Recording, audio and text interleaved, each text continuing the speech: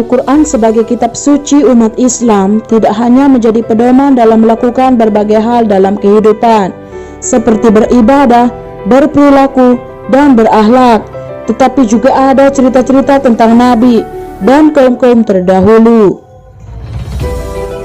Di dalam Al-Quran ada beberapa kaum yang disebutkan memiliki akhlak dan perilaku tercela, seperti menyekutukan Allah, mengingkari ajaran para nabi dan rasulnya, hingga melakukan perbuatan yang melampaui batas, hingga menuai azab dan siksa hingga binasa.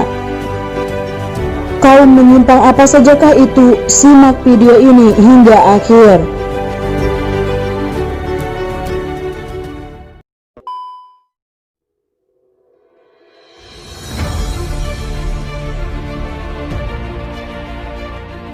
Kaum yang dibinasakan secara massal oleh Allah adalah kaum Nabi Nuh.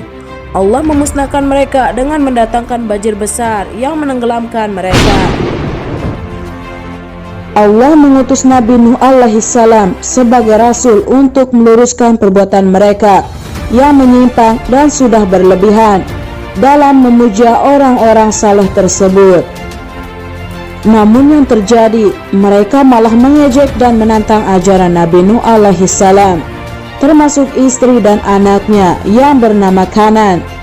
Bahkan mereka semakin durhaka kepada Allah, sehingga turunlah azab berupa banjir besar yang menenggelamkan semuanya yang ingkar.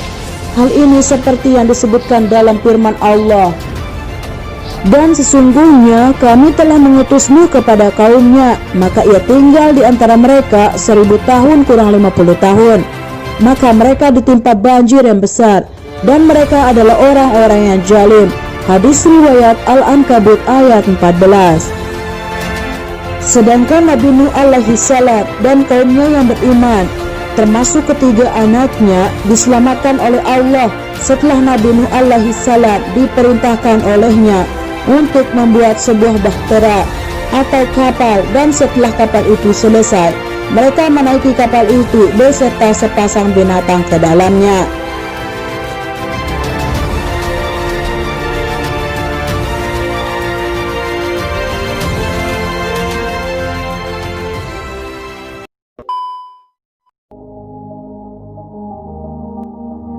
Kaum yang kedua yang dibinasakan secara massal oleh Allah adalah kaum Tsamud, kaum yang mengingkari ajaran Nabi Saleh. Kaum ini pernah melakukan sayembara untuk membunuh Nabi Saleh, namun atas kebesaran Allah, Nabi Saleh diselamatkan. Kemudian Allah memberikan unta yang keluar dari batu sebagai mukjizat atau keajaiban tanda kerasulan Nabi Saleh untuk kaum Tsamud. Namun mereka malah membunuh unta tersebut lalu menantang kedatangan azab buat mereka. Tantangan itu dijawab Allah dengan menimpakan gempa atas mereka. Hadis riwayat Al-Arab ayat 7 sampai ayat 78. Pada ayat lainnya dikatakan Allah juga mengirimkan bencana petir yang sangat dahsyat.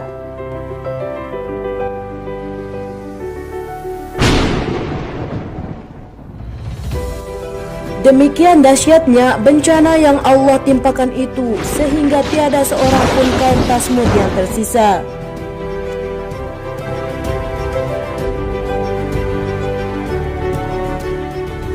Yang menakjubkan, meski petir yang Allah kirim itu memusnahkan seluruh kaum Tsamud, namun bangunan hasil karya mereka tetap dibiarkan utuh oleh Allah. Ini tak lain agar menjadi bukti bagi kita semua, kaum yang hidup sesudahnya, tentang keberadaan suatu kaum ahli bangunan yang telah Allah binasakan karena kekafiran mereka.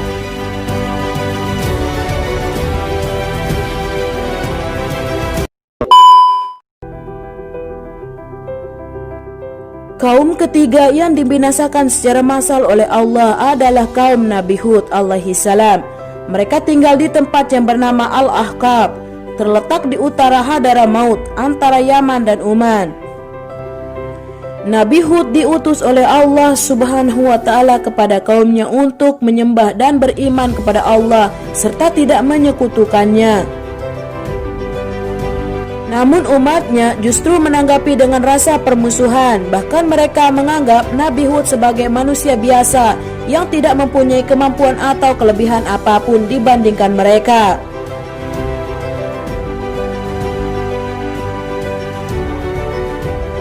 Nabi Hud dianggap sebagai pembohong, bodoh, dan telah mengubah kebiasaan yang telah mereka lakukan oleh para leluhur mereka terdahulu. Selama bertahun-tahun Nabi Hud menyampaikan dakwah, kaumnya tetap saja membangkang dan menolaknya. Hal ini direkam dalam surat Al-Mu'minun ayat 23. Karena kaum Ad ini tetap saja enggan menerima dakwah Nabi Hud, maka Allah menimpakan azab kepada mereka. Dalam Al-Quran dijelaskan, kehancuran kaum Ad disebabkan oleh angin topan yang sangat dahsyat dan berlangsung selama 7 malam 8 hari. Yang Allah menimpakan angin itu kepada mereka selama 7 malam 8 hari secara terus-menerus.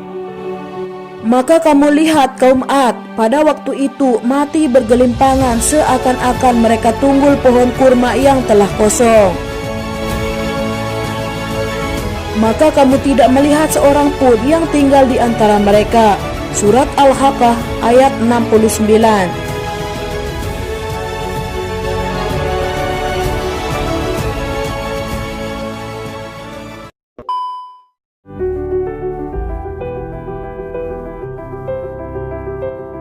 Kaum yang keempat yang dibinasakan secara massal oleh Allah adalah kaum Nabi Lut alaihi salam, yang telah diberikan kelebihan pengetahuan di masanya. Akan tetapi mereka melakukan tindakan keji, yaitu homoseksual atau hubungan seksual sesama jenis. Ketika Lut menyeru untuk menghentikan penyimpangan tersebut dan menyampaikan peringatan Allah, mereka mengabaikannya, mengingkari kenabiannya dan meneruskan penyimpangan tersebut. Surat Al-Qamar ayat 54. Dan pada akhirnya kaum ini dimusnahkan dengan bencana yang sangat mengerikan. Mereka dihukum oleh Allah dengan menjungkir balikkan negeri mereka. Penelitian arkeologis mendapatkan keterangan kota Sodom semula berada di tepi Laut Mati yang terbentang memanjang di antara perbatasan Israel dan Yordania. Dengan sebuah gempa vulkanis yang diikuti letusan lava, kota tersebut Allah runtuhkan, lalu jungkir balik masuk ke dalam Laut Mati. Layaknya orang jungkir balik atau terguling, kerap bagian kepala jatuh duluan, lalu diikuti badan dan kaki. Begitu pula kota Sodom, saat runtuh dan terjungkal, bagian atas kota itu duluan terjun ke dalam lautan. Dan perlu diketahui, hubungan seksual sesama jenis barulah ada di masa Nabi Lut dan tidak ada sebelumnya. Nabi Lut sendiri adalah putra dari Haran bin Azar. Lut adalah putra dari saudara laki-laki dari Nabi Ibrahim. Khailullah, kekasih Allah. Artinya, Nabi Lut adalah keponakan Nabi Ibrahim alaihi salam.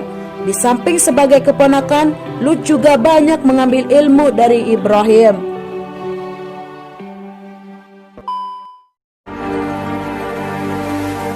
Kaum yang kelima yang dibinasakan secara massal oleh Allah adalah kaum Madian. Penduduk Madian adalah orang-orang yang suka berbuat keji, mengganggu orang-orang yang lewat, merampok orang lain di tengah jalan, dan berbuat curang dalam perniagaan. Hadis riwayat Al-Arab ayat 7. Ibnu Abbas mengatakan bahwa penduduk Madian merupakan kaum yang sangat melampaui batas. Mereka suka berbuat curang, tidak hanya dalam takaran dengan cara menguranginya, melainkan juga suka mengambil sesuatu lebih banyak dari yang mereka bayarkan. Tak salah jika penduduk Madian itu disebut sebagai kaum yang mula-mula melakukan semua hal itu. Namun di balik azab yang menimpa kaum sebelum peristiwa itu terjadi, kaum Madian terkenal sebagai kaum yang pandai. Mereka menggali dan memahat gunung-gunung sebagaimana dilakukan oleh kaum Nabi Saleh alaihi salam untuk dijadikan rumah-rumah mereka. Rumah-rumah gunung milik kaum Nabi Saleh itu hingga kini masih bisa disaksikan dan terdapat di Madain Saleh, sekitar 440 km dari Madinah.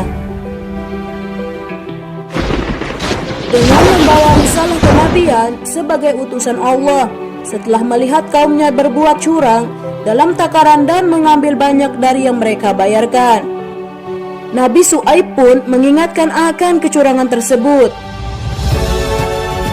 Di sisi lain, Nabi Syuaib juga mengajak mereka untuk menyembah kepada Allah. Namun mereka tidak mau mendengar seruan Nabi Syuaib untuk menyembah Allah. Mereka malah menuduhnya sebagai tukang sihir dan tukang sulap yang ulung dikarenakan mukjizat yang Allah berikan kepada Nabi Syuaib. Hadis riwayat Hud ayat 11. Ironisnya, mereka menantang Nabi Syuaib untuk menurunkan azab kepada mereka jika hal itu benar. Setelah Nabi Syuaib berdoa, maka Allah memberikan udara yang sangat panas, kering, kemudian terdapat awan yang hitam. Disangkakan adalah hujan, ternyata mereka terkena petir dan percikan api dari awan hitam. Kemudian disusul dengan gempa yang bergemuruh. Allah telah mengabdikan jasad mereka dan tempat tinggal mereka sebagai pelajaran bagi kaum selanjutnya dan kaum yang mau mengambil hikmah. Demikian kisah kaum yang menentang perintah Allah. Mudah-mudahan kisah di atas menjadi pelajaran bagi kita semua. Itulah kelima kaum terdahulu yang dibinasakan oleh Allah karena perbuatannya yang menyimpang dari perintahnya dengan azab yang sangat pedih. Sebenarnya masih banyak kaum-kaum terdahulu yang belum disebutkan. Namun alangkah baiknya kita semua mengambil pelajaran dari kisah-kisah kaum terdahulu supaya kita jangan meniru segala bentuk penyimpangan yang dulu pernah mereka lakukan. Semoga kita semua dijauhkan dari perbuatan yang buruk serta mendapat perlindungan dan rahmat dari Allah Subhanahu wa taala. Dan untuk kalian yang suka dengan video ini, silahkan klik tombol like, komen, dan subscribe. Jangan lupa nyalakan lonceng notifikasimu agar kalian tidak ketinggalan video-video terbaru dari Nani TV.